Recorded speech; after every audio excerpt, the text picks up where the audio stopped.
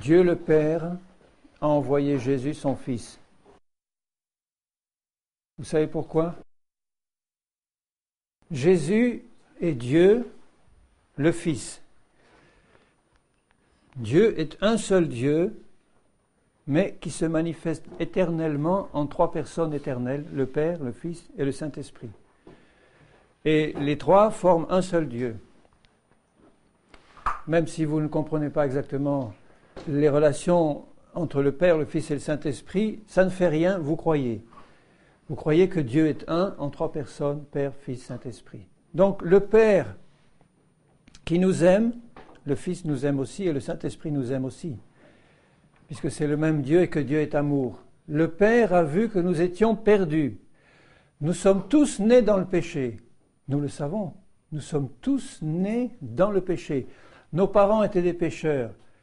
Il n'y a que les premiers parents, Adam et Ève, qui au départ n'étaient pas pécheurs quand ils ont été créés par Dieu, mais ils le sont devenus ensuite parce qu'ils ont désobéi.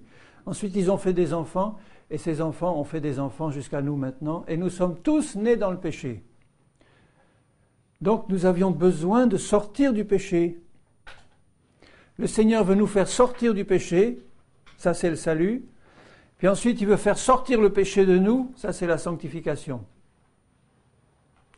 Il y a des gens qui reçoivent le salut, ils ont compris qu'ils étaient pécheurs, ils ont demandé pardon à Dieu, ils ont compris que Jésus était mort sur la croix pour eux, pour les sauver, mais ils n'ont pas compris encore que Jésus voulait les changer de fond en comble. C'est une chose que d'être sauvé, d'avoir nos péchés tous pardonnés, et puis de recevoir la vie de Dieu, ça c'est une chose. Mais après, marcher sur la terre comme Jésus a marché, ça c'est une autre chose. C'est pas pareil. Et Dieu veut prendre tous ces anciens pécheurs que nous étions, parce que quand nous sommes sauvés, nous ne sommes plus des pécheurs. Nous pouvons encore pécher si nous ne gardons pas les yeux sur Jésus et sa parole dans le cœur. Mais ces anciens pécheurs condamnés qu'il a sauvés par son sang, il les prend, il les place dans son royaume, et à partir de là, par le Saint-Esprit qu'il nous a donné, il veut nous transformer complètement pour nous faire ressembler à Jésus. Alors, quand tu te regardes dans la glace le matin ou le soir, est-ce que tu vois que tu ressembles à Jésus? Quand tu te regardes aujourd'hui, est-ce que tu vois que tu n'es plus le même aujourd'hui qu'il y a 6 mois? Quand tu as connu Jésus, hein? Là, je parle à des gens qui connaissent Jésus, pas qui croient en Jésus simplement. Parce qu'il y a beaucoup de gens qui croient que Jésus a existé, que Jésus existe, que Jésus est le sauveur du monde. Mais des gens qui ont reçu Jésus dans leur cœur, qui l'ont accepté, et qui ont dit « Maintenant, Seigneur, j'ai compris, ma vieille vie passée ne vaut rien, je veux vivre avec toi pour toujours, et je veux que tu fasses en moi tout ce que tu veux faire. » Et Jésus veut faire ça dans la vie de ceux qui lui sont consacrés à 100%. Vous savez ce que ça veut dire, consacré? Ça veut dire donner entièrement. Normalement, un mari qui aime sa femme, il est consacré au bien de sa femme. Et inversement, une épouse qui aime son mari est consacrée au bien de son mari. Mais quand ils sont chrétiens tous les deux, avant tout, ils sont tous les deux consacrés au Seigneur. Ça veut dire qu'ils ont compris que quand on vient à Jésus, on ne s'appartient plus, on appartient au Seigneur. Alors, ce qui caractérise les pécheurs que nous étions avant, c'est que quand on était dans le monde, qu'on était pécheurs, on ne vivait que pour nous-mêmes. C'est ça, les pécheurs, c'est ça qui les caractérise. Les gens qui sont dans ce monde, même les meilleurs, même ceux qui ont l'air bons, gentils, aimables, en fait, c'est Dieu qui le dit, parce qu'ils sont dans le péché, ils ne pensent de près ou de loin qu'à leurs propres intérêts. C'est normal, on est né comme ça dans le péché. C'est normal pour ceux qui sont dans le péché, mais c'est pas normal pour Dieu qui veut nous changer. La caractéristique de celui qui a accepté le salut, c'est qu'il ne vit plus que pour Dieu. Il ne vit plus que pour Dieu et pour ce que Dieu lui demande de faire. Ça veut dire que nos intérêts personnels ont été sacrifiés sur la croix, parce qu'on sait que Dieu a des intérêts pour nous, parce qu'il nous connaît et il a un plan pour nous, des intérêts qui sont bien plus grands que ceux qu'on pouvait avoir pour nous-mêmes avant. Nous, on avait notre plan pour notre vie. Si vous interrogez une jeune fille ou un jeune homme aujourd'hui, vous le prenez au lycée par exemple, vous dites « Qu'est-ce que tu veux faire de ta vie ?» Bon, s'il a une idée, il va peut-être vous dire « Moi, je voudrais réussir ma vie, je voudrais avoir un bon diplôme, un travail, autant que possible, pas de nuit, un bon travail, le mieux payé possible, et puis bien réussir, monter, et puis avoir une femme que j'aime, de beaux enfants, fonder un bon foyer. » Ça fait partie des objectifs que beaucoup ont, même si ils ne le disent pas ouvertement, mais dans le cœur de la plupart des gens et des jeunes, c'est ça qu'ils cherchent. Ils cherchent à être heureux. Mais comme ils ne se rendent pas compte, si Dieu ne les éclaire pas, qu'ils sont nés dans le péché et qu'ils vont à la mort et à la destruction, ils ont des idéaux, des idées qui ne vont jamais se réaliser. Les plus belles d'entre elles ne vont pas se réaliser, parce qu'il n'y a pas Dieu au centre. Mais il y a ce désir d'être heureux. Interrogez les gens autour de vous, ils vous diront « Tu voudrais être heureux ?»« Ah oui, je voudrais être heureux. Moi, je voudrais être en bonne santé, je voudrais avoir un bon salaire, une bonne femme, un bon mari, des enfants, un bon travail, réussir ma vie. Et après, quand tu vas mourir, après, on verra, j'aurai réussi ma vie, après. » Moi, j'avais tout ça avant de connaître Jésus. J'avais un bon travail, un excellent salaire, une bonne, gentille, belle femme, des beaux enfants, un bon travail, tout pour réussir. Une famille qui m'avait aimé, une bonne éducation, tout. Et puis quand ma fille est morte, d'accident, quand elle avait 5 ans et demi, à ce moment-là, tout s'est écroulé. Et j'ai compris que la mort était là et m'attendait. C'était ma fille qui était morte, mais demain, ça serait moi, ou après-demain, ou dans 10, 20, 30. Et après, je ne savais pas ce qu'il y avait derrière. Je disais, après la mort, les uns me disent, il n'y a rien, les autres me disent, il y a Dieu, il y a le paradis, il y a l'enfer, mais moi, je ne savais pas, en fait, je n'avais pas de certitude. J'avais quelques espoirs, mais pas de certitude. Et il a fallu qu'un collègue vienne me dire, les yeux en face, le jour de l'enterrement, en plein cimetière, il ne m'a pas fait un long sermon, il m'a regardé dans les yeux et il m'a dit « Henri, Dieu existe et Jésus-Christ est vivant. » Et comme il le disait de tout son cœur parce qu'il connaissait Dieu, eh bien, il y a quelque chose qui est passé et j'ai compris qu'il disait vrai et j'ai eu envie de connaître ce Dieu que je ne connaissais pas en fait. Et à ce moment-là, Dieu qui n'attendait que ça, parce que Dieu veut se révéler aux gens. Il ne veut pas rester en dehors comme ça, sur un trône lointain. Il veut se révéler et il veut entrer dans leur vie parce qu'il sait que sans lui, nous allons à la mort. Il veut se révéler pour nous remplir de sa présence, pour nous détacher complètement de toutes les choses qu'il n'aime pas, du péché, du monde et de l'esprit de ce monde, pour nous remplir de sa connaissance, nous remplir de ses dons, de la connaissance de sa parole, et pour nous utiliser comme des instruments sur cette terre, et puis nous admettre avec lui dans l'éternité pour toujours, où nos yeux le verront face à face. J'ai parlé à des gens, pas beaucoup, mais qui avaient vu Jésus face à face. Ce n'étaient pas des mystiques, des illuminés, ils ont eu une apparition du Seigneur Jésus, mais dans le fond, quand on y réfléchit, ce n'est pas étonnant, parce qu'il est ressuscité. Il est vivant. Jésus n'est pas un esprit désincarné qui flotte dans les lieux célestes. Il est vivant aujourd'hui. Il est revenu à la vie. Il est mort. Il est ressuscité. Il a un corps. Il a des mains, des bras, des yeux. Et s'il voulait, il pourrait là venir au milieu de nous. Je veux dire, il y est par son esprit présent. Mais il pourrait se manifester. Nos yeux pourraient le voir. Mais il ne le fait pas parce qu'il nous demande de marcher par la foi. Mais j'ai parlé à quelques personnes qui avaient vu Jésus, qui s'étaient manifestés à elles dans une occasion difficile de leur vie, où ils criaient à Dieu en n'ayant aucun espoir de sortie, et Jésus s'est manifesté à eux. Jésus est arrivé. Je connais un pasteur comme ça, il était en train de prier dans sa chambre à genoux, et puis la chambre s'illumine et il voit le Seigneur Jésus lui apparaître. je vous conseille quand même, quand vous avez une apparition de ce genre, de prier et de tester l'apparition. Mais bon, quand c'est le Seigneur Jésus qui se manifeste, il y a quelque chose dans notre cœur, quand nous sommes enfants de Dieu, qui doit nous le dire. Mais je dirais à ceux qui peuvent avoir des expériences comme ça, je dis méfiez-vous. Si une apparition vient devant vous, testez-le. Et si c'est quelqu'un qui vous dit « Je suis le Seigneur Jésus », eh bien, le Seigneur Jésus ne se fâchera pas si vous essayez de contrôler qui apparaît. En disant « Qui es-tu vraiment ? Es-tu le Jésus de Nazareth qui est né à Bethléem, qui est le Fils du Dieu vivant, qui est mort sur la croix, qui est venu dans un corps de chair et de sang pour nous sauver ?» Si c'est un ange de lumière, un séducteur, il ne pourra pas dire oui. Il ne peut pas. Mais si c'est le Seigneur Jésus, vous n'aurez aucune crainte. En tout cas, il lui était apparu. Et puis quand Jésus est sorti de la pièce, il a vu les traces de ses pas là sur la poussière de sa chambre. Quelque chose comme ça, il m'avait raconté ce qu'il avait vu. C'est celui qui avait été amené au ciel ensuite, après avoir été mort.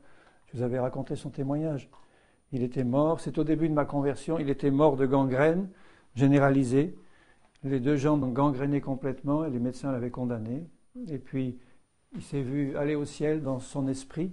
Il a vu Jésus, il lui a montré sa place dans le ciel qu'il attendait. Il lui a montré l'enfer. Et puis il lui a dit, maintenant, ce n'est pas encore ton heure, il faut que tu redescendes pour témoigner de ce que tu as vu, qui est écrit dans ma parole. Il est redescendu et puis il m'en a parlé. C'est lui que j'ai entendu la première fois que je suis allé dans une église pour écouter l'évangile. Mais des témoignages comme ça, il n'y en a pas beaucoup. Et le Seigneur nous demande, nous, de marcher par la foi et par la révélation que son Esprit nous donne dans le cœur. Parce que quand l'Évangile nous est annoncé, l'Évangile, c'est la bonne nouvelle qu'il y a quelqu'un qui est venu nous sortir pour nous sauver et nous donner sa vie et nous remplir de lui. La bonne nouvelle, c'est ça, quand on arrive devant le Seigneur et qu'on entend cette bonne nouvelle de l'Évangile, nos cœurs doivent être ouverts à cette bonne nouvelle et doivent s'ouvrir à la réalité de Jésus. À ce moment-là, le Saint-Esprit qui travaille dans notre cœur nous montre que nous avons besoin de Jésus, nous montre que sans lui nous sommes perdus, nous montre que nous sommes des pécheurs et nous montre que nous avons un Sauveur qui veut nous sortir de là pour nous donner la vie éternelle. Et quand vous recevez la vie éternelle dans votre cœur, quand vous devenez une nouvelle création, je vous assure qu'il y a quelque chose de changé. Même si un certain nombre de choses sont encore à transformer, et même beaucoup dans notre vie, on reçoit dans notre esprit la vie de Dieu qui nous change. Et quand on a fait une conversion véritable à Jésus, qu'on s'est repenti de nos péchés, qu'on a compris que nous étions pécheurs et qu'il fallait demander pardon à Dieu, et qu'on a compris qu'il fallait donner toute sa vie au Seigneur maintenant, en coupant tous les ponts derrière, en disant maintenant je t'appartiens, maintenant c'est tout pour toi, j'ai compris. Maintenant je n'ai qu'un but dans ma vie, c'est te connaître toujours mieux et te servir à 100%. Est-ce que tu as fait ça une fois avec Jésus? Oui? Tu as dit Jésus, je veux te connaître et je veux te servir à 100%. Ce que Dieu veut, c'est des hommes et des femmes qui s'engagent de tout leur cœur, mais qui ne s'engagent pas de tout leur cœur comme ça, comme les gens allaient à la guerre avant, la fleur au canon. C'est pas ça du tout, c'est en connaissance de cause. Ça veut dire, Seigneur, tu me montres, si je me donne entièrement à toi, tu me montres ce que ça va me coûter et tu me montres ce que tu attends de moi. Je ne dis pas ce que je vais gagner, puisque ce n'est pas dans ce sens-là qu'il faut le voir, mais je gagne tout quand j'ai Jésus. Tout m'est donné gratuitement. La vie éternelle, un Dieu qui m'aime et qui est prêt à prendre ma vie pour s'en occuper jusqu'au bout, jusqu'à mon dernier souffle ou jusqu'au retour proche du Seigneur. Il revient bientôt. Il y en a qui ne vont pas connaître la mort, vous entendez? Il y en a qui vont être enlevés vivants quand Jésus va revenir. Et je dis, Seigneur, que je fasse partie de cela. Parce que nous sommes dans la génération qui va voir le retour de Jésus. Et il y en a peut-être beaucoup parmi nous qui vont voir le retour glorieux du Seigneur vivant, qui vont être changés en un clin d'œil, qui vont monter à sa rencontre. Alléluia. Alors dans Luc 14, Jésus dit à ceux qui veulent le suivre, il leur dit des choses très fortes. Luc chapitre 14. Jésus veut des hommes et des femmes qui s'engagent en connaissance de cause à 100%. Et il dit, donc au chapitre 14 et au verset 25, de grandes foules faisaient route avec Jésus. Vous savez, les foules suivaient Jésus parce qu'il faisait des miracles, il guérissait tous les malades qui le lui demandaient. Jésus guérissait tous les malades qui lui demandaient, sans une seule exception, vous voyez ça dans la parole. Il multipliait les pains, il donnait à manger aux foules. Et les foules le suivaient, parce qu'elles avaient besoin de la vie. C'était des foules comme les foules d'aujourd'hui, des foules remplies de gens qui étaient dans des difficultés épouvantables, surtout à cette époque-là. Il n'y avait pas tout le confort qu'on peut avoir, mais aller dans certains pays d'Afrique, d'Asie ou d'ailleurs où ils sont très pauvres, où il n'y a rien, où ils vivent avec quelquefois 50 francs français par mois, et encore. Eh bien, ces hommes et ces femmes, du temps de Jésus, ils n'avaient presque rien pour vivre. Ils étaient là, occupés par les Romains dans leur pays.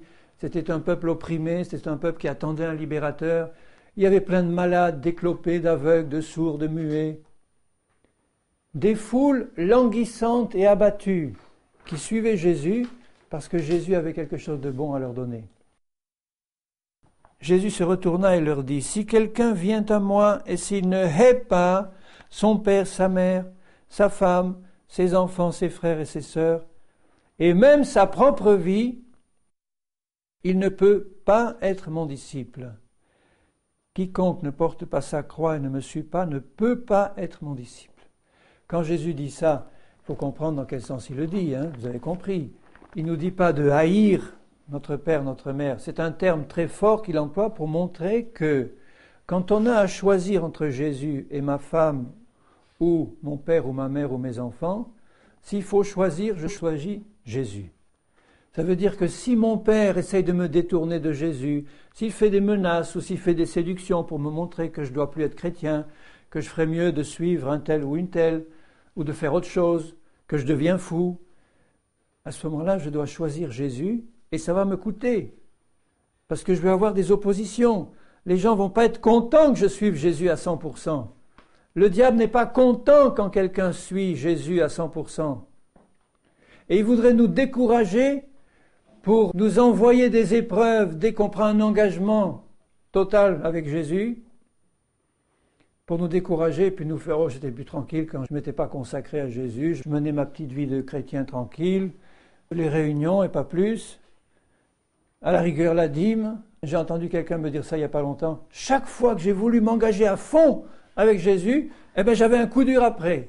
Alors j'ai fini par arrêter. Je dis voilà, je lui ai dit mais tu t'es laissé avoir par le diable. Il a réussi à te faire croire que chaque fois que tu t'engages, tu vas avoir des coups durs, donc tu ne vas pas t'engager. Alors c'est exactement l'inverse.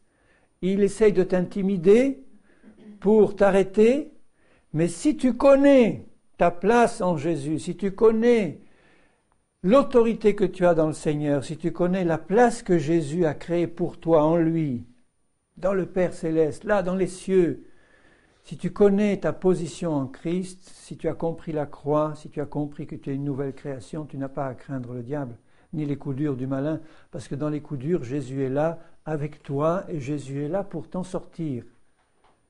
Même si tu es un peu perclus ou que tu ramasses quelques bosses dans le combat, après le Seigneur est là pour te guérir. Ne t'inquiète pas.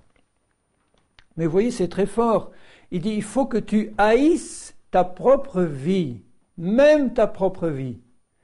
Ma propre vie, ça veut dire ma vie que j'avais avant, quand j'étais sans Jésus, où je ne pensais qu'à mes intérêts personnels, à ma satisfaction personnelle. Il fallait que mon épouse soit au petit soin pour moi, d'abord. Après, moi je pouvais penser à elle, mais c'était d'abord. C'est ça l'esprit de ce monde, c'est tourner vers nos intérêts personnels. Espérer toujours d'avoir quelque chose. Quand on fait le bien pour quelqu'un, on en espère toujours quelque chose pour nous. Donc on aime notre propre vie. Et Jésus dit, il faut que tu laisses tomber ta vie, ta vieille vie, ta vie personnelle, où tu cherchais tes intérêts personnels, que tu reçoives ma vie à moi et que ma vie devienne ta vie. La vie de Jésus devient ma vie. Il faut que ce soit Jésus qui vive en moi et plus moi qui vis. Donc le Saint-Esprit qui m'a été donné pour bien reconnaître tout ce qui vient encore de ma vie passée, de ma propre vie, de mes désirs personnels et que Dieu veut éliminer. Il va me montrer ça, il me dit maintenant qu'est-ce que tu choisis? Tu choisis de suivre encore ce que tu cherches toi ou tu choisis de faire ma volonté personnelle? Si tu ne fais pas ça, il ne dit pas tu ne peux pas être sauvé, il dit tu ne peux pas être disciple de Jésus. Et ce que Jésus veut, ce n'est pas des gens qui reçoivent le salut puis qui après ne s'intéressent plus au Seigneur. Ce sont des gens qui veulent devenir disciples de Jésus. Qu'est-ce que c'est qu'un disciple? C'est quelqu'un qui est au pied du Maître et qui apprend de lui. Je veux apprendre de toi, Seigneur. J'ai tout à apprendre de toi. Je veux apprendre qui tu es d'abord, comment tu penses, comment tu réagis. Il y a tellement de chrétiens qui viennent vous poser ou me poser des questions. Ah, qu'est-ce qu'il faudrait faire? Est-ce que le divorce est permis ou le remariage? Et puis, est-ce que je peux aller voir les médecins? Est-ce que je peux faire ci ou ça? Alors, on peut leur dire, mais voilà ce que Dieu dit dans sa parole. Mais si tu connaissais bien Dieu et sa parole, tu aurais une réponse à toutes ces questions. Donc, l'encouragement que le Seigneur a pour nous, c'est de dire « approche-toi de moi », parce que c'est lui qui s'est approché le premier. Maintenant, je t'attire à moi. De ton côté, tu dois pousser vers Jésus de tout ton cœur, je veux dire chercher à le connaître de tout ton cœur. Et il dit, si tu cherches à me connaître, tu vas me trouver, tu vas me connaître. Ça veut dire que j'aime Jésus et je veux tout apprendre de lui. Si tu sais que tu as un bon maître, si tu as été élève ou écolier ou autre et que tu avais eu à choisir parmi tes profs, on te dit, ah celui-là c'est le meilleur de tous. Ah, malheureusement, ce n'est pas mon prof cette année. Mais si tu avais eu à choisir, c'est celui-là que tu aurais choisi parce que tu aurais appris mieux avec lui. Mais lui, c'est un maître parfait. Il connaît tout parfaitement et il veut tout nous apprendre du ciel. Jésus connaît le ciel parfaitement. C'est lui qui l'a créé. Il est Dieu, il est le Créateur. Il mérite d'être connu. Je crois que le Seigneur Jésus est un grand inconnu de son peuple. On le connaît un peu, certains le connaissent un peu plus, mais quand vous pensez que Dieu est infini, Dieu est amour, Dieu est sainteté, Dieu est perfection absolue, il n'y a pas de limite à la perfection de Dieu et à ce qu'il est. Et il nous dit, approche-toi de moi parce que je veux me faire connaître à toi. Tu te rends compte de cette grâce qu'il nous donne? Et si de notre côté nous n'avons pas le désir de connaître Jésus, comment est-ce qu'on va pouvoir marcher avec lui? Comment est-ce qu'on va pouvoir avoir une réponse à nos questions? Comment est-ce qu'on va pouvoir apporter une réponse aux autres qui viennent nous interroger? Parce qu'ils espèrent avoir une réponse de Dieu par notre bouche. Si tu ne connais pas Jésus personnellement, tu pourras peut-être aller à des réunions, tu pourras être un chrétien ordinaire, entre guillemets, mais tu seras inutile entre les mains du Seigneur Jésus si tu ne le connais pas. Il veut se révéler à toi pour que tu le connaisses. Comment tu peux connaître Jésus? Eh bien en lui disant de tout ton cœur, Seigneur, fais-toi connaître à moi. Si tu as envie de connaître quelqu'un, qu'est-ce que tu fais dans le monde? On t'a parlé de quelqu'un, mais tu as envie de le connaître, qu'est-ce que tu fais? Tu t'arranges pour y aller, pas vrai? Tu t'arranges pour trouver un moment où tu vas le voir, où tu vas lui parler. On m'a parlé de vous, je veux vous connaître. Eh bien, ce Dieu qui a créé toutes choses, qui a toute la connaissance du monde, qui a tous les moyens du monde, qui a tout l'or et l'argent du monde, qui a le pouvoir de guérir, qui a le pouvoir de sauver, ce Dieu-là, il mérite d'être connu et il veut se faire connaître à toi. Il ne veut pas des gens simplement qui suivent une religion, qui ont compris que, bon, il y avait un enfer, alors ça risque de me coûter cher si je ne me tourne pas vers Dieu, je risque d'aller en enfer et j'aime pas trop ça, alors je vais bon, je vais faire ce qu'il faut, mais connaître Jésus. Jésus a dit, la vie éternelle, c'est que les hommes te connaissent, il parlait à son Père, et qu'ils connaissent celui que tu as envoyé, Jésus. Donc, mes bien-aimés, si vous voulez consacrer votre vie à Jésus, la première chose qu'il faudra faire, c'est décider de connaître Jésus et de le connaître jusqu'au bout. Quand il nous dit dans sa parole qu'il veut que nous soyons remplis de toute la plénitude de Dieu, est-ce que nous, chrétiens, on peut imaginer ce que ça représente, ça? Être rempli de la plénitude de Dieu, ça veut dire être rempli aussi de la connaissance de Dieu. Ça veut dire qu'on se sera approché de Dieu parce qu'il nous a attirés à lui, et il a dit maintenant, je vais me révéler à toi. Et il va se révéler progressivement. S'il se révélait d'un seul coup, on ne pourrait pas tenir. Il va se révéler progressivement, et il nous a fait la promesse qu'il se révélerait complètement, ici et dans l'au-delà.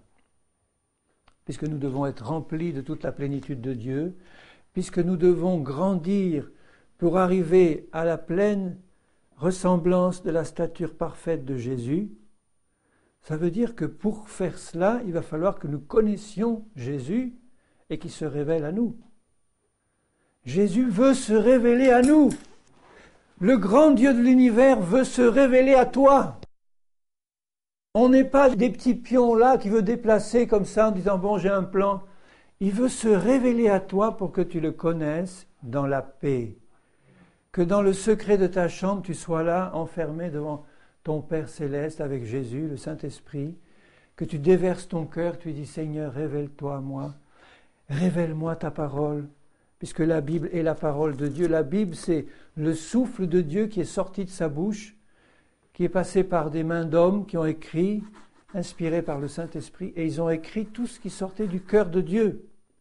Donc quand ces choses-là, tu ouvres ta Bible pour dire « Seigneur, révèle-toi à moi », mais le Saint-Esprit qui est en toi va t'ouvrir le cœur du Seigneur Jésus. Quand tu lis ça, tu pénètres dans un esprit de méditation et de prière, tu pénètres dans le cœur de Jésus. Plus tu médites la Bible en priant, plus le Seigneur se révèle à toi. Toutes ces différences entre chrétiens, ah vous avez le petit groupe là, et puis le grand groupe là, puis là le groupe moyen, puis ils ne se fréquentent pas. Ah ceux-là, on ne veut pas les voir parce qu'ils parlent en langue, ou ceux-là, non, ils chassent les démons, alors on ne les touche pas. Et ceux-là, qu'est-ce qu'ils font? Bon, ceux-là, on ne les voit pas, on ne les entend pas, ils sont tranquilles. Bon, tous ces petits groupes-là, sans communion réelle entre eux, ce n'est que l'indication, hélas, d'un manque général de connaissance de Jésus.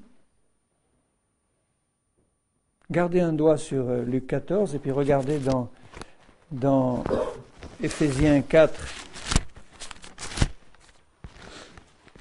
Dans Éphésiens 4, il dit, au verset 11, « Dieu a donné les uns comme apôtres, les autres comme prophètes, les autres comme évangélistes, les autres comme pasteurs et docteurs. » Il parle des ministères là qui travaillent pour le Seigneur au milieu du peuple de Dieu pour l'enseigner ou l'édifier. Et il dit, tous ces gens-là ont été donnés pour le perfectionnement des saints, en vue de l'œuvre du ministère et de l'édification du corps de Christ, jusqu'à ce que nous soyons tous parvenus à l'unité de la foi et de la connaissance du Fils de Dieu. Donc le but de Jésus, quand il voit tous ces chrétiens divisés, dispersés, Dieu se dit, il faut changer ça avec mes enfants, il faut que je les fasse grandir pour qu'ils soient tous dans l'unité de la foi. L'unité de la foi vient de la parole de Dieu, l'unité de la foi, c'est l'unité de la révélation de la parole. Plus d'interprétations différentes. Ah bon, moi je baptise avec 3 gouttes, moi je baptise par immersion, moi je baptise au nom de Jésus, moi je baptise au nom du Père, du Fils et du Saint-Esprit, moi je baptise par avant, moi je baptise par arrière. Et il y a des églises entières qui sont bâties là-dessus. Ça veut dire qu'il y a des différences d'interprétation qui ne sont pas dans le cœur de Dieu à cause du manque de connaissance de Jésus. Et si nous tous, nous pouvions grandir ensemble dans la connaissance de Jésus, on va se retrouver. Parce que forcément, en grandissant dans la connaissance de Jésus, Jésus va nous dire, mais tu sais, l'interprétation que tu avais gardée comme bonne, elle n'est pas bonne. Je vais te montrer la vérité, parce que le Saint-Esprit t'a été donné pour te conduire dans toute la vérité. Je vais te montrer.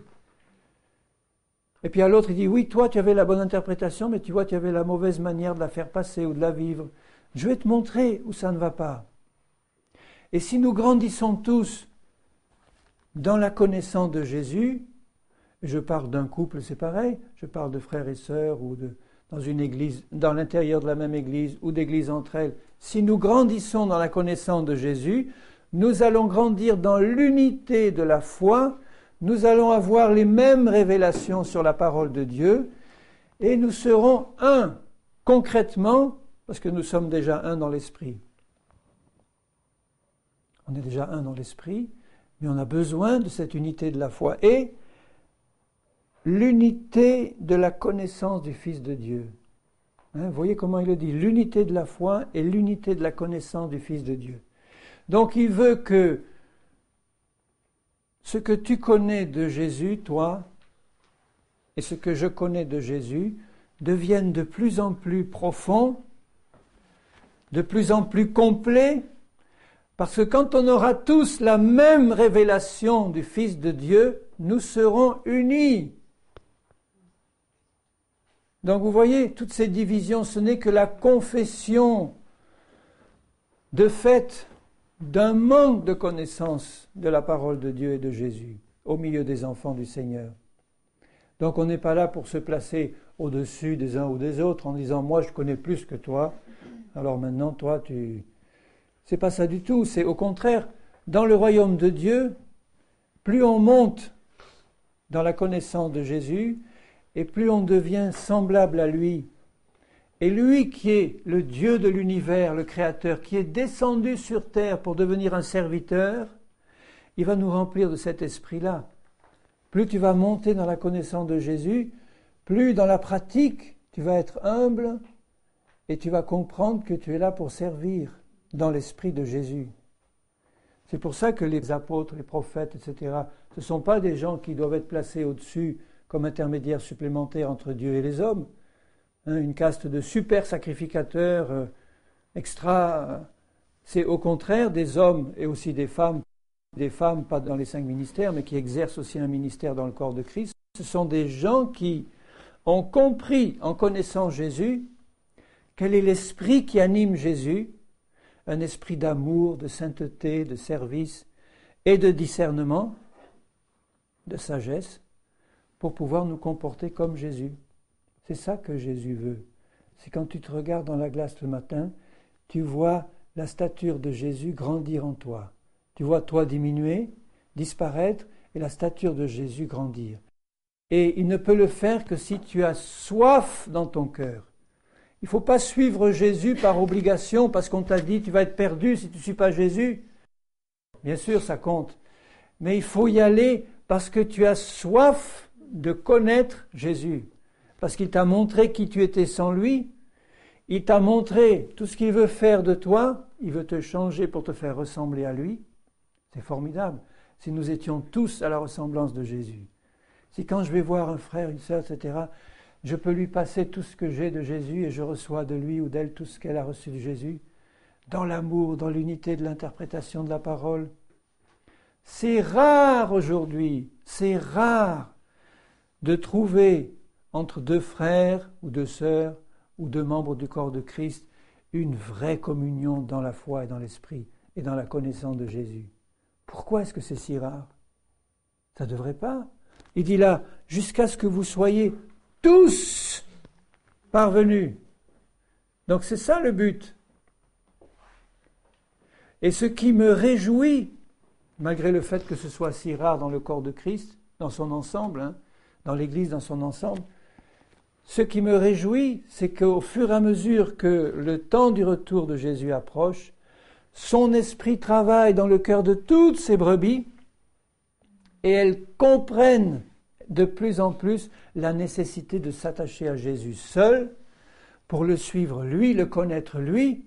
Et quand on connaît Jésus, on ne fait pas de bêtises. Je veux dire, plus tu le connais, plus tu as la sagesse de Dieu, plus tu vas pouvoir être utilisé par Dieu, mais plus tu vas être aussi conscient de tes responsabilités dans le service du Seigneur.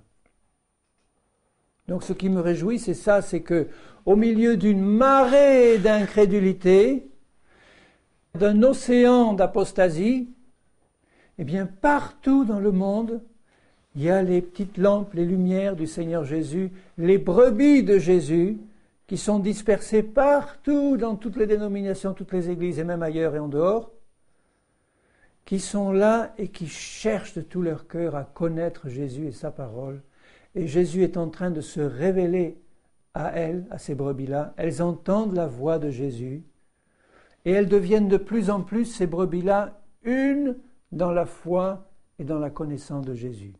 Ça veut dire que si je vais demain à Tokyo ou si je vais à Johannesburg ou si je vais à Nîmes, eh bien je sais, même si je ne les connais pas, que là, quelque part, Dieu a placé ses brebis.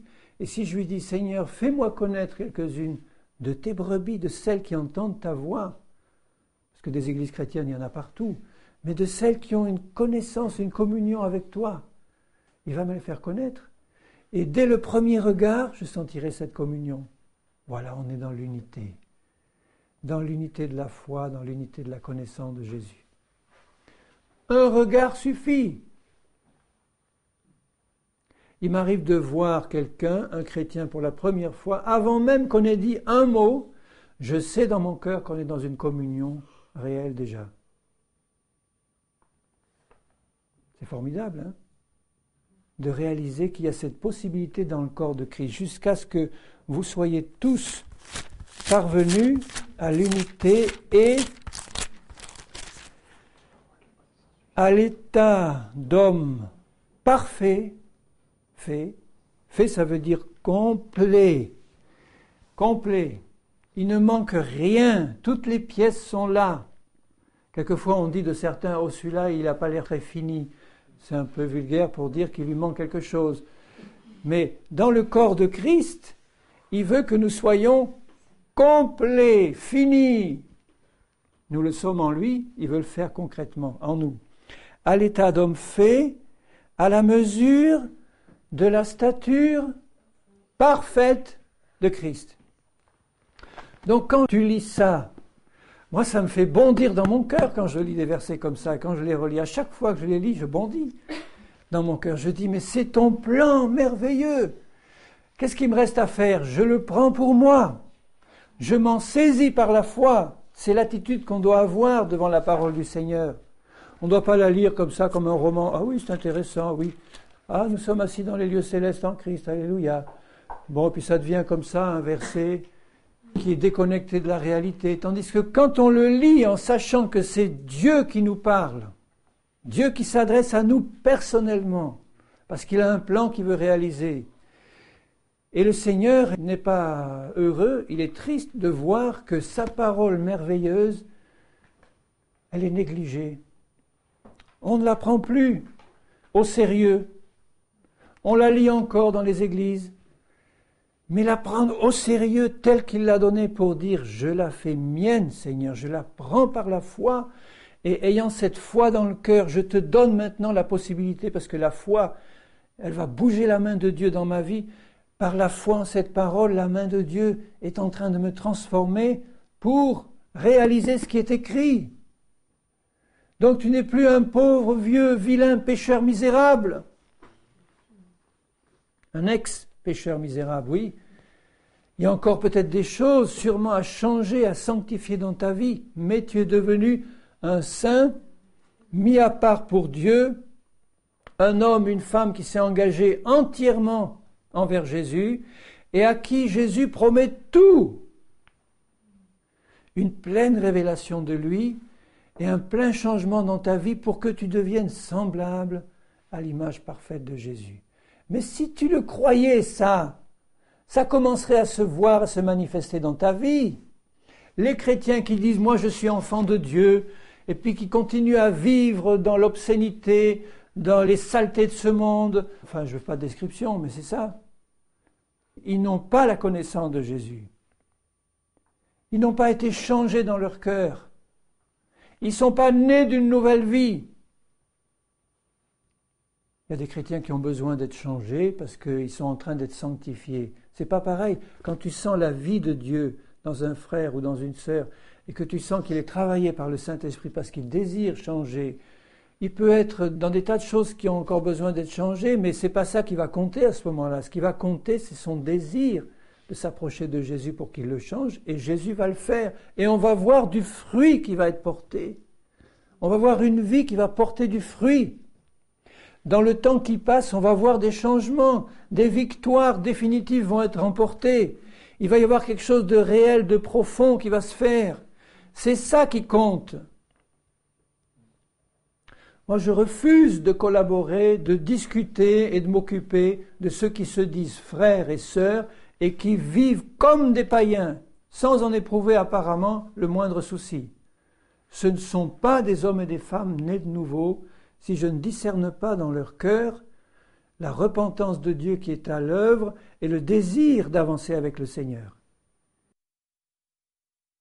Il y a beaucoup de gens de ce monde qui font profession d'être chrétiens pour profiter de tout ce que les bons chrétiens ont à leur donner, mais leur vie n'a pas été changée.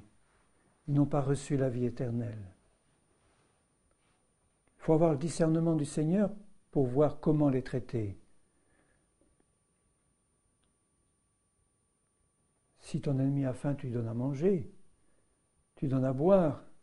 Mais si c'est quelqu'un qui se dit chrétien et qui vit dans le désordre, voyez comment Paul dit qu'il faut les traiter, sans être des pharisiens et des légalistes. Mais ça veut dire que si, dans ton cœur à toi, tu as soif du Seigneur Jésus, tu as soif de connaître Jésus, tu as soif de connaître la parole de Dieu, te remplis de plus en plus de la connaissance de Jésus, il va aussi te donner la sagesse concrètement de savoir ce qu'il faut faire, comment réagir, comment parler à quelqu'un, comment le traiter et comment le faire dans la vie de Jésus, pas de manière légaliste, mais dans la vie de Jésus, comment Jésus aurait fait. Et autant Jésus était rempli de compassion pour les misérables de ce monde, des gens qui voulaient s'en sortir mais qui n'y arrivaient pas, des pauvres, des malheureux, des pécheurs qui criaient là pour avoir du secours. Mais autant il était dur vis-à-vis de ceux qui se prétendaient les religieux de son siècle et qui le rejetaient en fait parce qu'ils ne voulaient pas marcher avec lui. C'est contre eux qu'il a les paroles les plus dures, les paroles les plus fermes. Et c'est le même Jésus rempli d'amour parce qu'il savait que ces gens-là avaient une carapace tellement épaisse qu'il fallait des paroles fortes pour briser cette carapace. Et des paroles fortes, il y en a eu dans la bouche des apôtres. Et dans la bouche de Paul, dans la bouche de Pierre. Imaginez que Paul, en écrivant aux Corinthiens, dans une église qui était pleine de désordre et de problèmes, qui leur dit « Mais comment vous acceptez au milieu de vous quelqu'un qui va avec sa belle-mère? Vous ne vous êtes pas humilié plutôt? Et vous ne l'avez pas mis à la porte? Et il est là au milieu de vous, chantant les Alléluia et participant aux réunions. » Et s'il le faisait, ce n'était pas par compassion et amour fraternel, c'était parce que les autres en faisaient pratiquement autant, ou presque. Parce que les Corinthiens étaient une église où il y avait plein de problèmes, de division, d'impureté, de chair. Et Paul les secoue avec amour, il les secoue dans un esprit de père spirituel, puisqu'il dit « Vous êtes mes enfants, c'est moi qui vous ai amenés à Christ ». Et il dit qu'un tel homme soit livré à Satan pour que sa chair soit détruite, pour que son esprit soit sauvé au jour de Christ. Ce n'est pas une parole forte, c'est une parole remplie de l'amour du Seigneur Jésus. Parce que ce que Jésus voulait, c'était sauver cet homme, lui faire comprendre qu'en vivant comme ça ouvertement dans le péché, tout en se disant chrétien, il y avait quelque chose que Dieu voulait ôter de sa vie. Il ne voulait pas se repentir de ce péché et continuer à faire comme si rien n'était. Et un peu de levain fait lever toute la pâte, et une mouche morte infecte tout le parfum. Et Paul se sentait obligé par le Saint-Esprit de discipliner ses Corinthiens, et ce pécheur qui n'était pas repenti, pour lui dire, voilà, le jugement de Dieu vient sur toi. Je te livre à Satan pour que ton corps soit détruit. Il faut être rempli de sagesse et du Saint-Esprit pour faire des choses comme ça. Vous ne trouvez pas? N'importe qui ne peut pas le faire. Aujourd'hui, beaucoup de pasteurs lui auraient dit « Bon, viens, tu es enfant de Dieu, tu es sous la grâce. Nous allons prier pour toi. Le Seigneur va finir par toucher ton cœur. » Ce n'est pas comme ça qu'il faut faire. Dans Luc 14, je reviens. Au verset 28, il dit « Lequel de vous, s'il veut bâtir une tour, ne s'assied d'abord pour calculer la dépense et voir s'il a de quoi la terminer, de peur qu'après avoir posé les fondements, il ne puisse l'achever. Et que tous ceux qui le verront ne se mettent à le railler en disant « Cet homme a commencé à bâtir et il n'a pas pu achever. » C'est dans cet esprit-là que nous devons suivre Jésus. Je suis Jésus parce qu'il a un travail à faire dans ma vie. Il doit construire son temple, je suis son temple, il doit le construire et l'amener à la perfection avec tous les autres temples pour former ensemble le grand temple spirituel du Seigneur. Donc Jésus veut des hommes et des femmes qui s'engagent à fond et qui calculent d'avance le coût que ça va leur coûter. S'ils n'ont pas calculé d'avance le coût, ils n'arriveront pas à finir. La tâche ne sera pas finie. Dieu ne pourra pas finir la tâche. Le travail sera laissé à l'abandon et ça sera un contre-témoignage épouvantable. C'est comme un roi qui prévient tout son peuple qu'il va construire un grand, magnifique palais à la gloire de son royaume, et puis qui commence à construire un beau palais, puis il n'a plus d'argent pour terminer. Il a pompé tous les sous, il n'a plus rien, et puis là, le palais est à moitié achevé, et maintenant il dit à tout le monde, je ne peux pas terminer. Imaginez la réputation de ce grand roi. Ça ferait bien. Quand nous commençons ce travail avec Jésus, il faut le laisser aller jusqu'au bout. Moi, je ne me rends pas compte de tout ce qu'il y a au fond de mon cœur. Je ne vois pas jusqu'où va la nature de péché dans ses moindres détails subtils. Quand j'ai vu les choses les plus grossières, si je m'arrête là en disant « Bon, ça va, Seigneur, tu as fini ton travail, c'est bien. Maintenant, je suis arrivé. » Mais tu n'es pas arrivé du tout, parce que le Saint-Esprit veut te montrer tout ce qu'il y a encore de subtil, comme réaction charnelle, ou réaction psychique, ou réactions qui ne sont pas de Dieu, ou pas spirituelles. Et il veut te révéler ça pour dire, tu vois tout ce qu'il y a encore dans ta vie que je veux changer. Tu veux me laisser aller jusqu'au bout? Oui, Seigneur, va jusqu'au bout. Allez, vas-y. Quel que soit le coût, vas-y, Seigneur, il le faut. Et Dieu te fait passer par une école qui peut être très difficile. Un apprentissage où tu vas passer par des épreuves, non pas pour que tu sois écrasé, mais pour que tes yeux s'ouvrent sur tout ce qui sort de ton cœur. Est-ce que ce sont des bonnes choses qui sortent de ton bon trésor? Ou est-ce qu'il y a encore des mauvaises choses qui sortent de ton mauvais trésor? Il faut que tout ça s'en aille, que ça soit remplacé par les choses d'en haut, les pensées de Jésus, les sentiments de Jésus, les paroles de Jésus, que ça remplisse ton cœur. C'est ça que Dieu veut. Et si toi tu es encore attaché à ta vie personnelle, si tu dis au Seigneur, Seigneur, ton travail commence à faire mal maintenant, hein? Maintenant j'en ai assez, hein? Ça suffit, j'ai assez souffert comme ça, la croix c'est trop pénible, je ne veux pas mourir. Au sens spirituel, ma vie personnelle, je ne veux pas la lâcher à 100%. Eh bien le travail ne se finira pas et les railleurs s'approcheront de toi pour se moquer en disant « Comment cet homme a commencé, il n'a pas pu finir ». Vous vous rendez compte du plan de Jésus, te transformer à l'image parfaite de Jésus, faire de toi un homme et une femme semblables à Jésus, quel travail puissant, quel travail immense, seul Dieu peut le faire. Si moi je reste attaché à Jésus, si je ne suis pas attaché à moi, à ma vie personnelle, Jésus va le faire, il va me montrer les choses, il va me révéler les choses d'en haut, il va me révéler ce qui est en moi, je vais saisir par la foi tout ce qu'il me montre, et il va faire un travail de perfectionnement. Jusqu'au bout, je veux te suivre, Jésus. Jusqu'au bout. Ça va te coûter tout, toute ta vie, tout ton argent, tout ton or, tout va y passer. Quand tu viens au Seigneur Jésus, il te prend comme sa propriété, tu lui appartiens, il n'y a plus rien qui t'appartient. Quand j'entends enseigner sur la dîme, par exemple, je dis, mais ils n'ont pas compris que toute leur vie appartient à Jésus. Donc tout ce qu'ils ont appartient à Jésus. Ce n'est pas 10%, c'est 100% qui appartient à Jésus. C'est toute ma vie, c'est tout mon temps, c'est tout mon argent, c'est tout mon or. Ma vie personnelle ne m'appartient plus. Je t'ai tout donné, Seigneur, et tu vas me montrer maintenant ce qu'il faut faire. C'est la question de Saul de Tarse, quand Jésus le fait tomber là sur le chemin de Damas, qu'il a compris que c'était Jésus qu'il était en train de persécuter. Et comme c'était un homme intègre et entier, sa première question, sa première parole a été de dire « Seigneur, que veux-tu que je fasse ?» Formidable. Que veux-tu que je fasse maintenant? Et toute sa vie, ça a été ça. Le matin, tu te lèves, Seigneur, qu'est-ce que tu veux que je fasse? Il veut t'apprendre à marcher par l'esprit.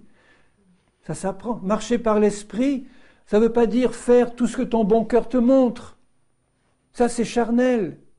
Marcher par l'esprit, c'est suivre les intuitions du Saint-Esprit dans ton esprit et être sûr que ça vient du Saint-Esprit pour faire les choses que Dieu va te demander de faire et que celles-là.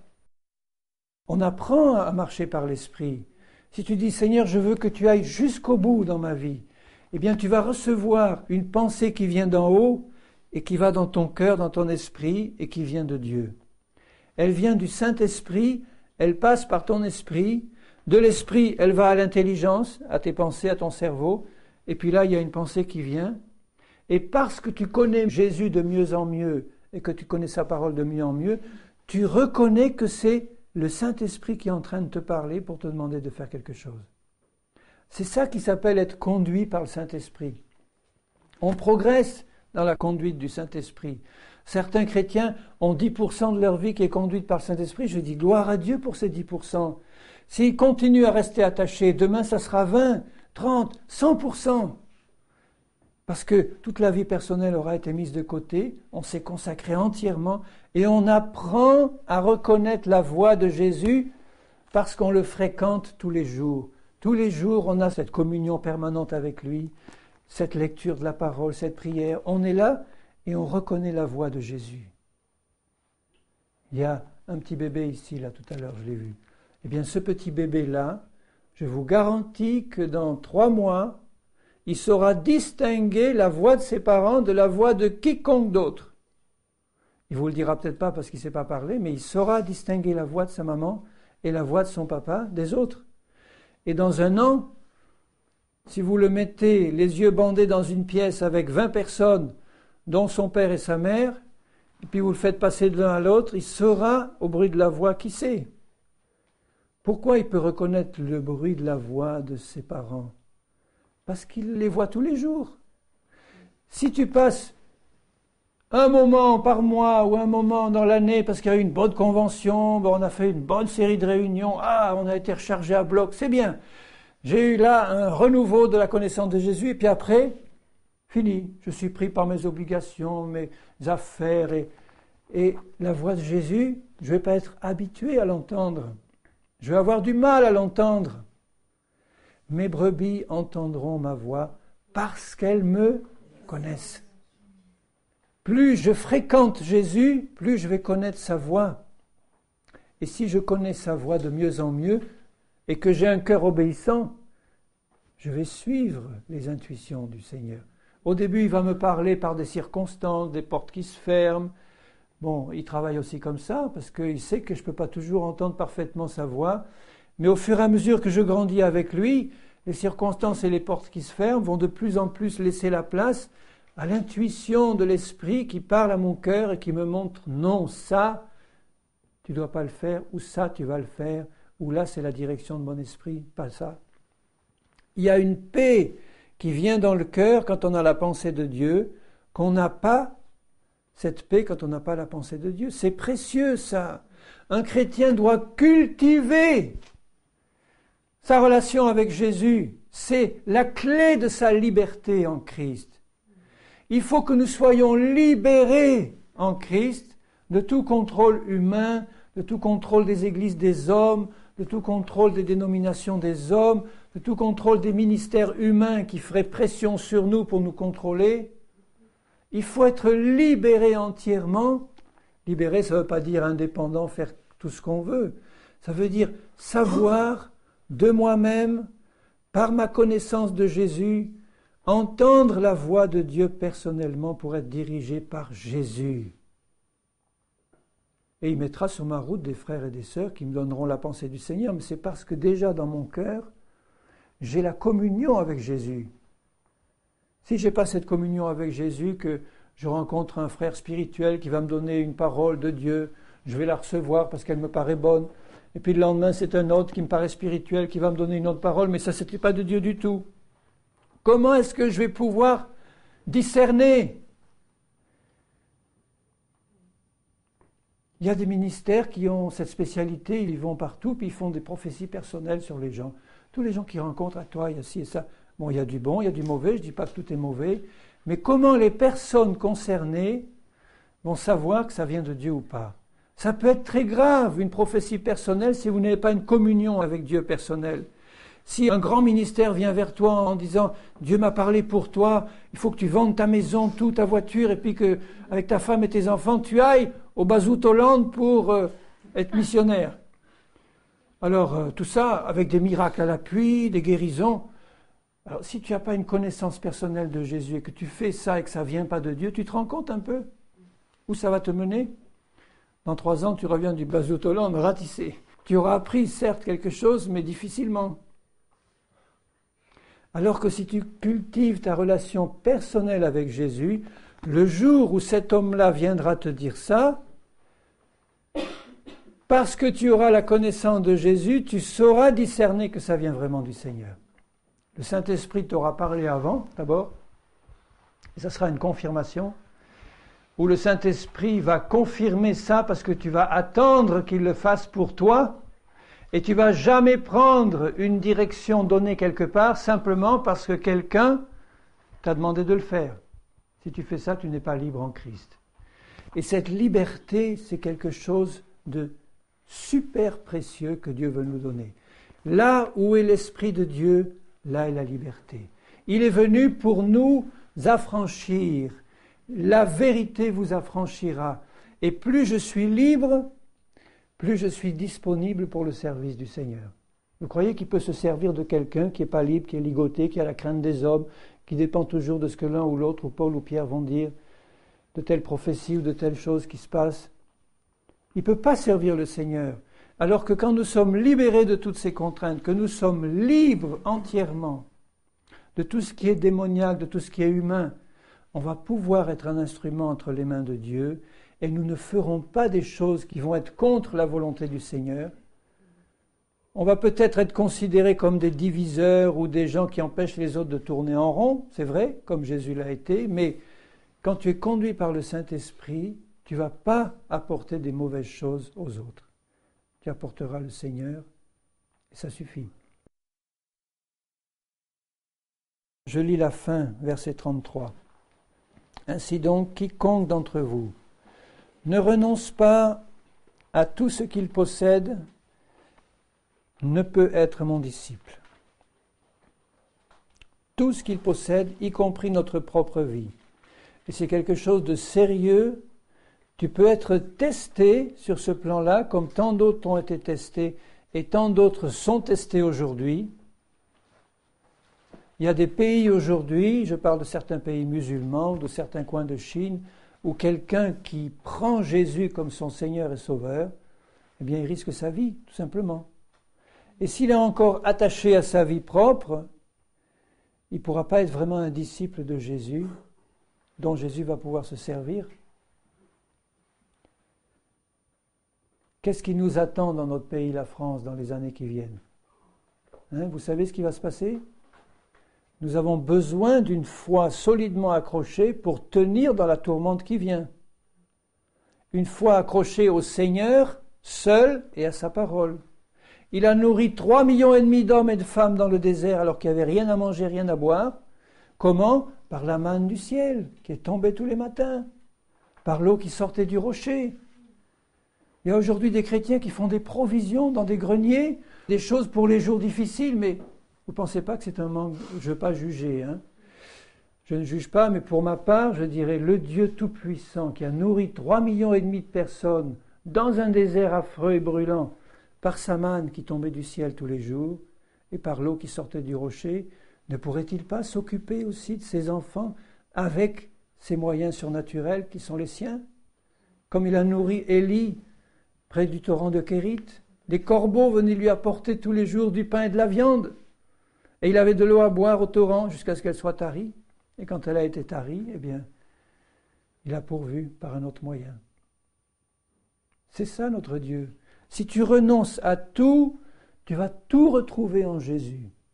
Si tu cherches d'abord Jésus, tu auras tout en lui. Rien ne va te manquer. Rien ne vous manque si vous êtes en Jésus-Christ, puisqu'il est notre tout. Il est le Créateur.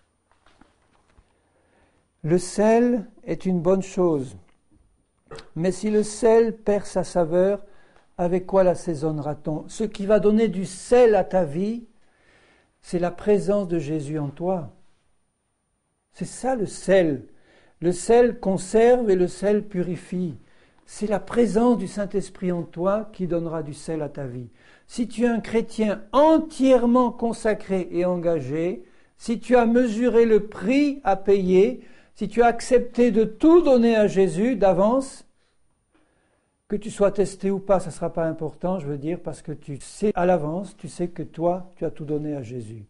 Le test peut venir, tu vas le passer avec la grâce du Seigneur. Tu vas être le sel de la terre si tu as cet esprit-là, engagé à 100% pour Jésus. Il va te changer à 100% et tu vas être le sel de la terre. C'est ça qui va donner du goût à ta vie. Si le sel perd sa saveur, c'est tiède, c'est fadasse, c'est plein de compromis.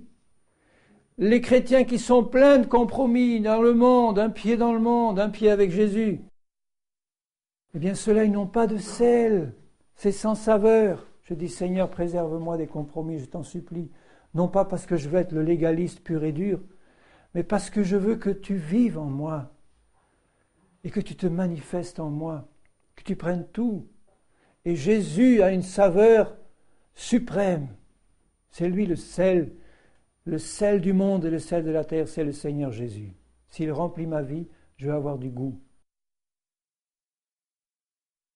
Le sel qui a perdu sa saveur n'est bon ni pour la terre ni pour le fumier, on le jette dehors. Que celui qui a des oreilles pour entendre, entende. Alors je prie dans mon cœur que nous entendions la voix et l'appel de Jésus. Combien de temps il nous reste à vivre? Tu le sais combien de temps il te reste à vivre? Je souhaite que tu vives le plus longtemps possible, que tu sois heureux et que tu aies la bénédiction du Seigneur sur ta vie. Est-ce que vous savez quand Jésus va revenir?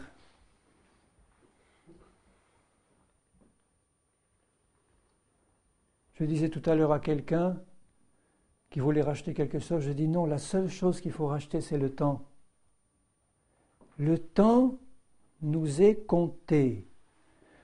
Le temps nous est compté. Il nous reste peu de temps. Si nous pouvons employer tout ce temps qui nous reste à servir Jésus de tout notre cœur, à le laisser faire ce travail en nous, on ne va pas forcément avoir un grand ministère mondial avec des milliers de personnes qui vont venir écouter la parole que nous allons leur annoncer.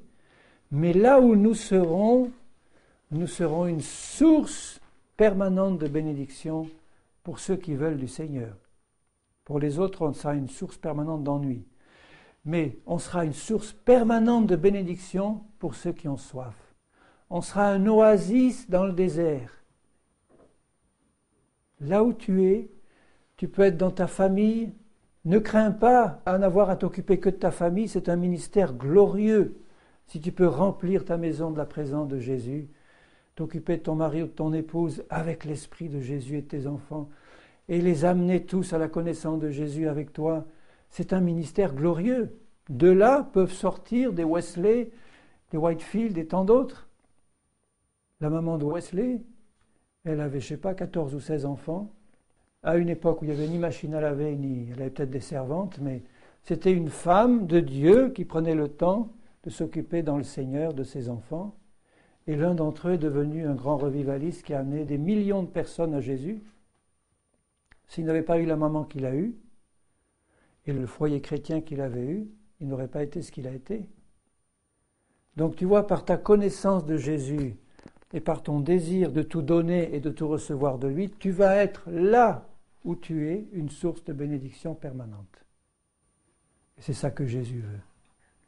Parce qu'on en a besoin. On a besoin de la manifestation de Jésus. Seigneur, j'ai besoin que tu te manifestes en moi. J'ai besoin que tout ce qui est d'en bas disparaisse. Et j'ai besoin de te connaître tel que tu es, et la profondeur de ton amour, la hauteur, la grandeur, la largeur. Seigneur, qui est semblable à toi? Qui peut se comparer à toi? Mon cœur désire te connaître, te servir, être un instrument entre tes mains. Je désire répandre la bonne odeur de Christ partout, Seigneur. Et je te prie pour mes frères, mes sœurs qui sont là.